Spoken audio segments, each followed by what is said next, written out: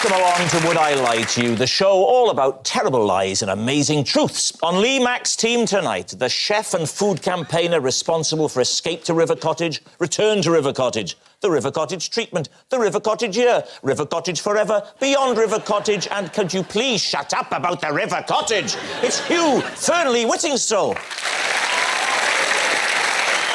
And one of the funniest comedians on the circuit, if only to look at. It's Rufus Hound.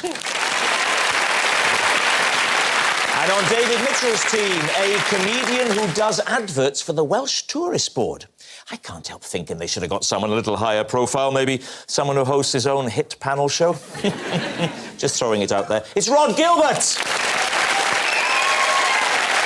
And one of the very best comedians in Britain. She's talented, she's charming, witty, erudite and beautiful. She also gets to write all her own introductions. It's Miranda Hart. So, we begin, as always, with round one. It's Home Truths, where our panellists each read out a statement from the card in front of them. To make things harder, they've never seen the card before, so they've no idea what they'll be faced with. It's up to the opposing team to sort the truth from the tosh. Hugh is first up tonight. Hugh, would you reveal all, please? Occasionally, as a treat, I put Marmite on my face and let my dog lick it off. Face. Yeah. And this is a treat for you or the dog? I see it as a treat for the dog, because... How does he see it? Like many people, I don't... Apparently also very much as a treat. What kind of dog, please? She's a Springer Spaniel. You say this is predominantly for the dog. You must enjoy it on some level, because that's quite an extreme activity to do with... I've always just for a dog. I've always liked having my face licked by the family dog. Always. By just the dog? Anyone else? Well, cats have a raspy, sandpapery tongue, and it's not nearly so nice. Have you ever been caught in that awkward moment where you've marmited up and then somebody's rung the doorbell? By members of the household, but not by strangers at the door. Do dogs like Marmite? Dolly does. I'm not sure that's a helpful line of inquiry, is it? Do dogs like... They like salt. Of course it's a helpful line of inquiry. Is it a helpful line of If inquiry? all dogs hate Marmite, it can't be true. Yeah, I don't think there's anybody on the planet that could answer that question properly. You don't think there's anyone on the planet that could answer the question, do all dogs like Marmite? No, I don't think there is. I don't want this to sound like a rebuke. What I was saying was whether anyone knew whether or not all dogs might hate Marmite. You'd know if all dogs... That's very much just the other side of the coin, in my book. No, this isn't a coin. There are three things here. There's dogs all hate Marmite, Yes. there's dogs all like Yes. Marmite, Yes. or there's dogs have a similar view to Marmite as humans do. Yeah, what, let me not hate it? Rod, I no, know. as someone who's now in Series 4, you never get into conversations like this with David. He always wins or wears you down. Just don't do it. Surely it is almost certainly true that some dogs will like Marmite and some won't. No. For example, I would say that no cats like baked beans. Would you? No! You're definitely wrong about that. For 2 hours, my cat got stuck in a fridge and genuinely ate a bowl of baked beans. Genuine, I swear on my life. How did the cat get stuck in the... The cat, I don't know, just leapt in when my mum opened it once. And then and you didn't see it? And She didn't see a cat in the fridge? She did that. Probably got some milk, cat jumped in, shut. Well, she got the milk for the cat, then where's the cat? Have you seen the cat? Maybe I'm wrong about cats and baked beans. What I'm saying is there are some foods liked by many humans that certain other species will never eat. Yeah. So what I'm saying is different species like different things, and it is possible. You said that the things that humans eat, that other animals, all other animals, the species... We've got to learn to work together. Well, yeah, you really have. In that case, you need to change your opinion. This programme has taken on a tone of civil unrest. I sense anarchy at the gates. David, I'll caution you once. Control your team. I'm going to have to call in the UN. I can no longer vouch for my team. Excuse me, what have I done? I feel like a supply teacher who's been parachuted into a problem school and is finding it very difficult to cope. Hugh, your original statement was to do with the dog licking off your face. Now, how often does this occur? It's something I started doing as a kid because it was a good way to... That was several Good dogs... way to what? to get the family dog to lick my face. So, David Mitchell, what are you saying? Truth or lie? Rod, what do you think? Oh, no. I think whatever my captain thinks, I will back him to the hilt. Oh, my word. Can I just say that he just touched David's leg in a slightly effeminate manner?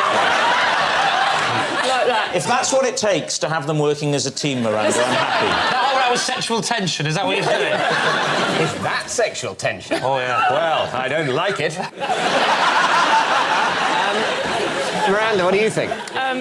I think it is a lie because he doesn't look that desperate for affection in his life. It has to be a lie, David, otherwise there's something wrong with him. So you both think it's a lie? Yes. Yes. OK, we'll say lie. There's a lot Saying riding lie. on this All one. right. So, Hugh Fearnley-Whittingstall. It was a lie.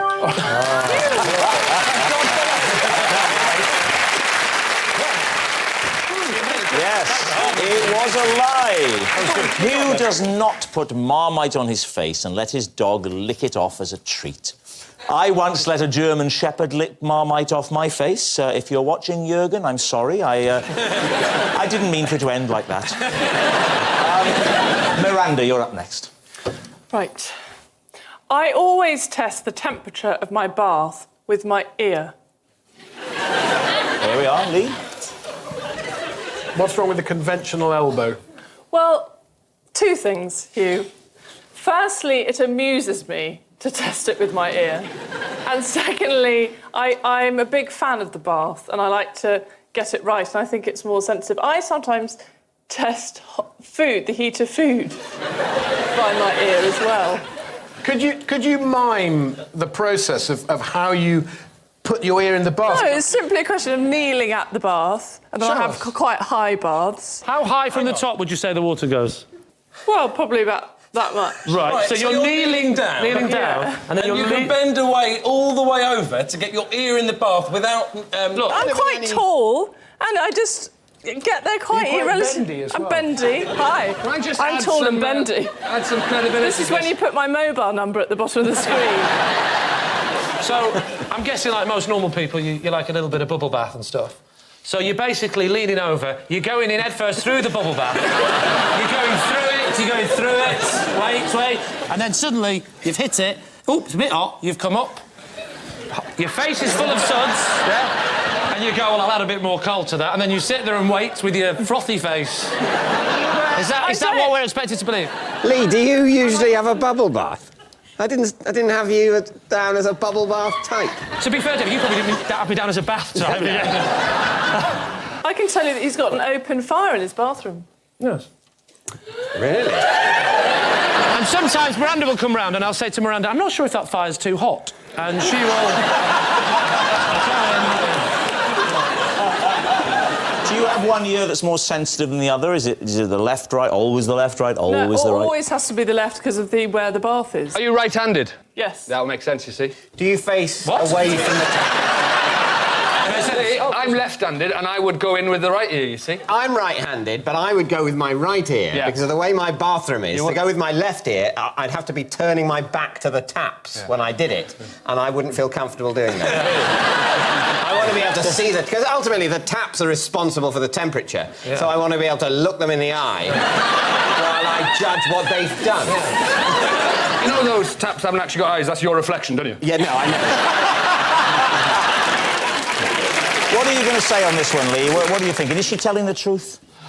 Honestly, Lee, the physics of this are all wrong. If you're kneeling, it's your hips that you bend from. Otherwise, your whole spine would have to be able to go over at 90 degrees. No, because it's genuinely really easy to do. Can you just kneel down and show us roughly how it works? It's literally... So say the bath is... Can I be the bath? Where's...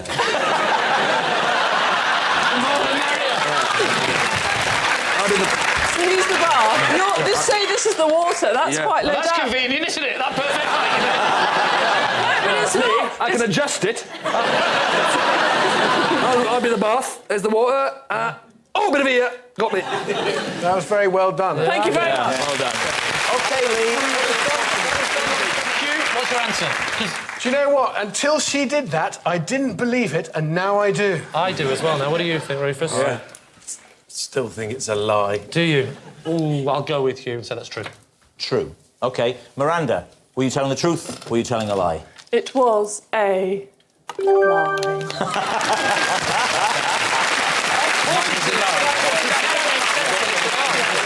It's a lie. Miranda does not test the temperature of her bath with her ear. Rod, you're next. I once had a job where I had to answer the phone and say, hello, beef? There we are. Lee's team, what do you think? What was the job? It was a job, it was an office job where... An office job? Yeah, an office job. Right. In an office job. Yeah, I know an office job is. Yeah, with a The certain word type. office I'm not confused with is the bit about the beef that's getting to. It's a government department where we dealt with beef and lamb and suckling cows. Right. So what was the government department exactly? What were they It doing? was it was an agricultural department of Welsh government. So they'd ring up and say, hello, beef, and the kind of questions they would ask you would be... They'd say, it was all about identifying animals. Identifying them? Yeah. So you go, hello, beef, and they go, I think you're just the man. I'm looking at a big black and white animal. It's saying move. Can you help me? It's cow. I'm beef. Goodbye. No. Well, either that or you might want to put them through the suckler cow. Depends if it was male or female. What is a suckler cow? I don't know. I only worked in beef.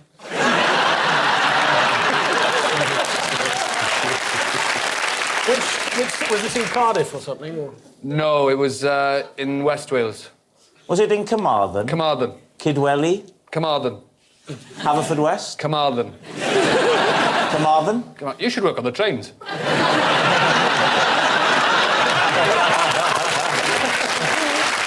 The Welsh office is in Cardiff, but the Welsh office agriculture department, WOAD, is in Carmarthen. So farmers would ring you up and ask you questions about Farmers beef? would ring me up and they'd say, got an animal here, and it needs identification, and we would give them...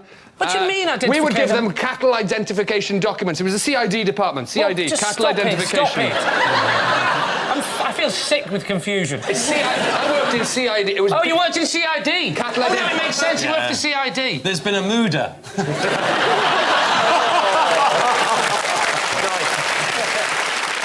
CID was cattle identification document, so it's like a cow passport, and they'd ask us questions about Cow that. passport? A cow passport. They'd ring up and they'd say, we've got a new cow in town. So you'd send out the official documentation. They would tell me the animal's details, and we would print up a CID, cattle identification Because document. each one and send needed it to this. them. Everyone had to have this. Every cow. Oh, every cow, yes. So what are you going to say then, Lee? Is he telling the truth? Well, if you know a lot about cows. A little. I've rung up departments of DEFRA and said hello, and they've said hello, beef. Yeah. And the whole true. WOAD thing, you wouldn't just come up with that. Unless you were very quick and very clever. OK, we'll go with true. You're saying true. Rod, were you telling the truth? It was... True!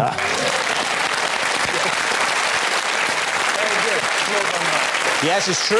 Rod did once have a job where he had to ensure every cow had a passport. Oh, it's hard enough getting him into the milking shed, let alone a photo booth. So at the end of that round, David's team have 3 points and Lee's team have 1. Our next round is called This Is My, where we bring on a mystery guest who has a close connection to one of our panellists. This week, each of Lee's team will claim it's them that has the genuine connection to the guest, and it's up to David's team to spot who's telling the truth. So please welcome this week's special guest, Steve.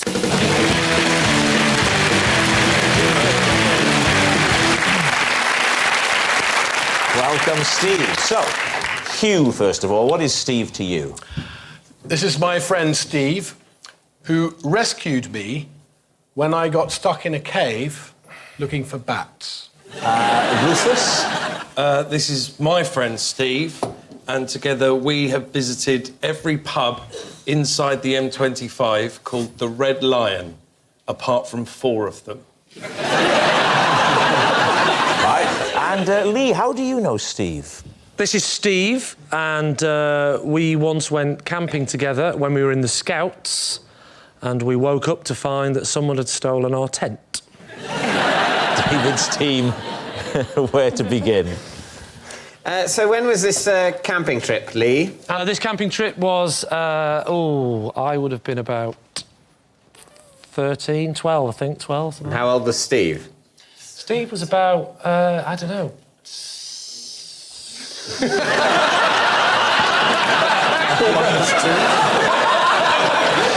13. He wasn't born. That's what made the whole thing awkward.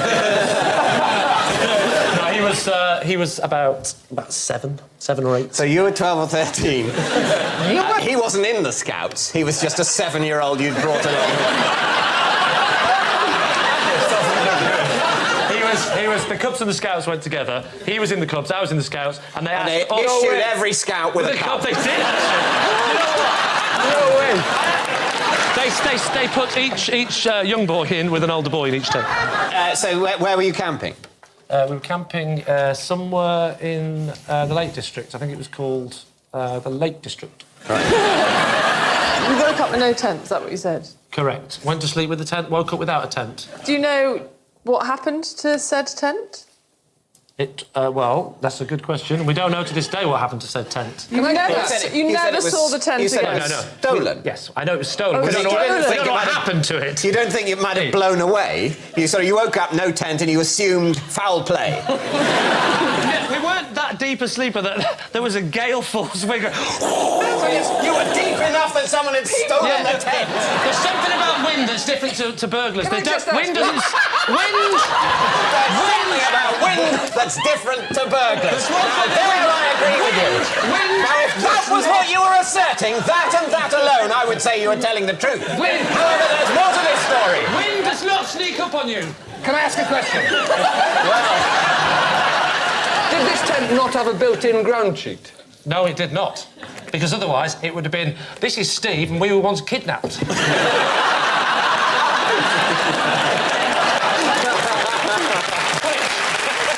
All right, I'm going to jump in here. David, please move on to somebody else. all right. Oh, yeah, I forgot about He's Hugh's Batman. To Batcave. Where were you trapped in a cave? In Sri Lanka, Really? What were you doing in said cave? looking for bats. And what went wrong? It got dark. Don't bats live in the dark? Yes, but when I went into the cave, there was quite a bit of sunlight coming into the entrance and actually going quite far into the cave. And I just sort of went as far as I thought was safe, but then the sun went over a ridge outside the cave and it suddenly got very dark and I'd gone further into the cave than I thought. But then Steve wandered past. Sorry, has anybody seen a tent?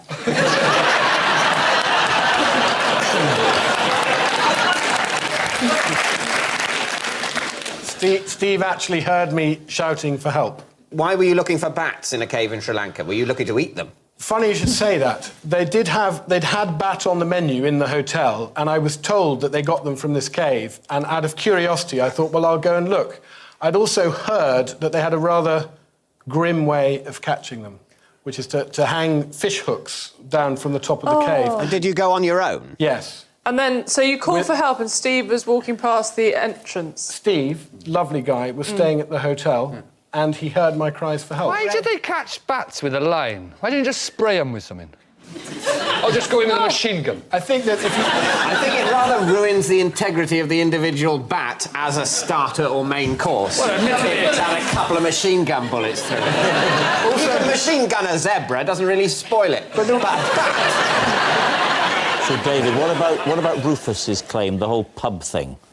Which of the 4 Red Lions that you've not been to, where are they? I don't remember. You can't find them. But you know there are 4 exactly. Yeah, we got a list of all the pubs called the Red Lion, and then we went to visit all of them, and I know that there were 4 that we did not go and visit. Did you go to one on South Ealing Road? Opposite Ealing Studios? Yes. Did you? When did you do this? Oh, fair enough. Was this like a mission, a bet, or a... Yeah, we came up with it as an idea because we knew that there were a lot of them, and we thought it would be good to visit all of them. In a period of time? Yeah, over a week. So how do you know? week? How many are there? Wow. There's about 46. We You went to visited 42. about 42 of You them. visited 42 Red Lions with Steve in 1 week. Yeah. How do you know Steve? Through AA.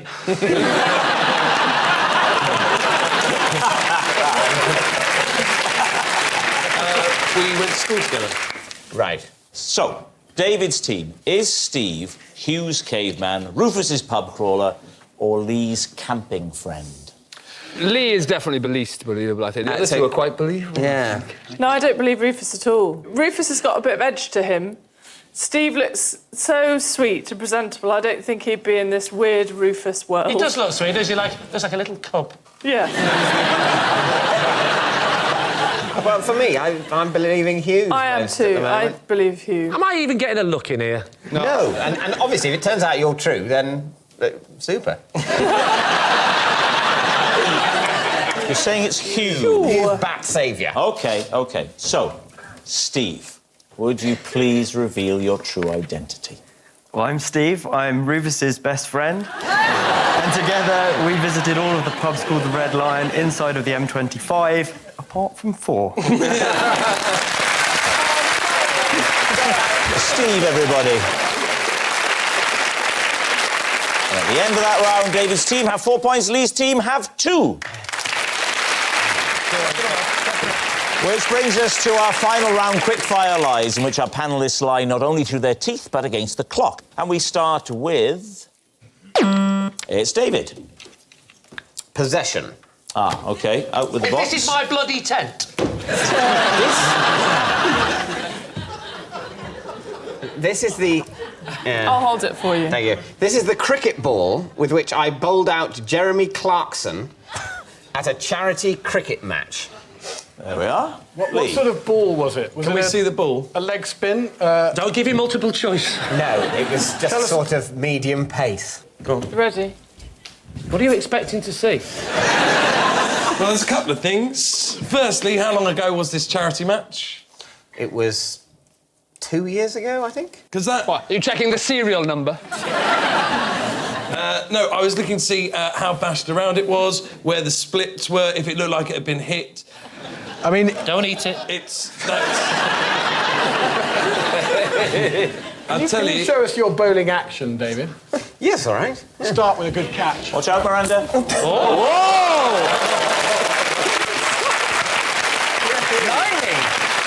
I just point out the inadvertent sexism that just happened? Basically, a girl caught something, and before any of you had a chance to think whether that might be patronising, you went... Let's see the action then. Let's All see right, the ball. my bowling action. Don't throw the ball, obviously. No. I would bowl it, wouldn't I? But no, I won't let go. It's like that. Oh, seems to have the action. What score was he on when you bowled him? I think about 12. And did he run between them or just jump in his jag?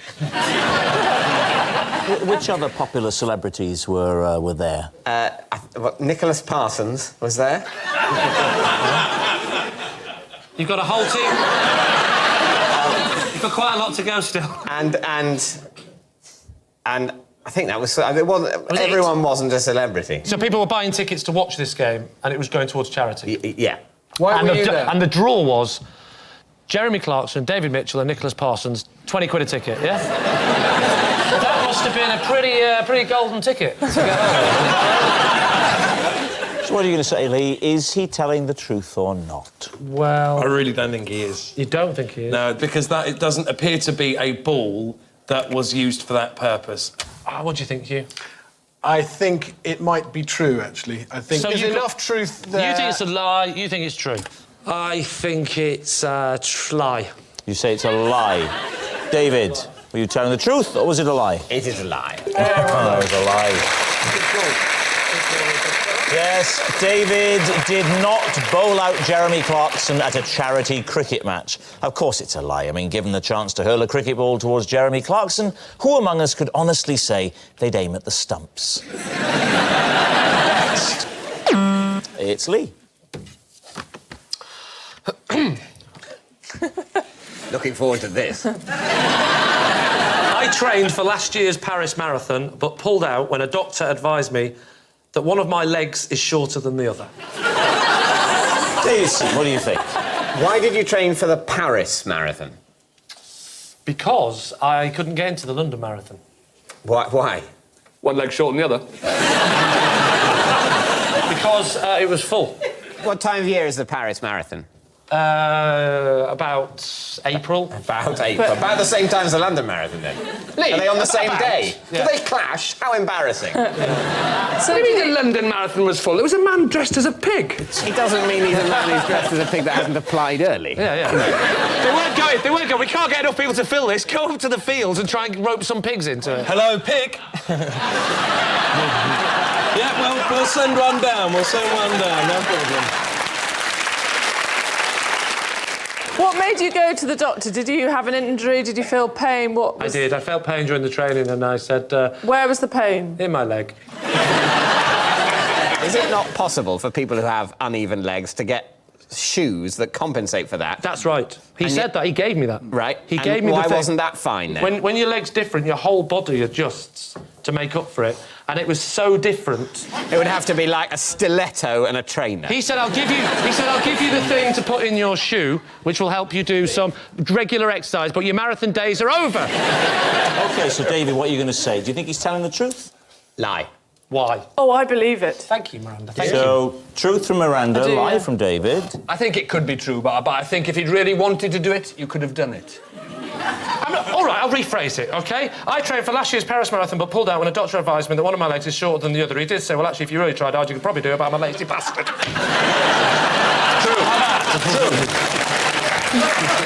So we're saying lie. Your team says lie. OK. Lee, are you telling the truth or are you telling us a lie? It is, in fact, true. Told you. Yes, it's true. Lee did train for last year's Paris Marathon, but pulled out when a doctor advised him that one of his legs is shorter than the other. Actually, I have completely the opposite problem. One of my legs is longer than the other. Oh, and that noise signals time is up, and it's the end of the show, and I can tell you that in a very narrow victory, Lee's team have triumphed by 5 points to 4. Wow. But it's not just a team game, and my individual liar of the week is Hugh Fearnley-Whittingstall. Thank you. Yes, Hugh Fearnley-Whittingstall, who hasn't served up such a variety of porky pies since his last TV show. Goodbye.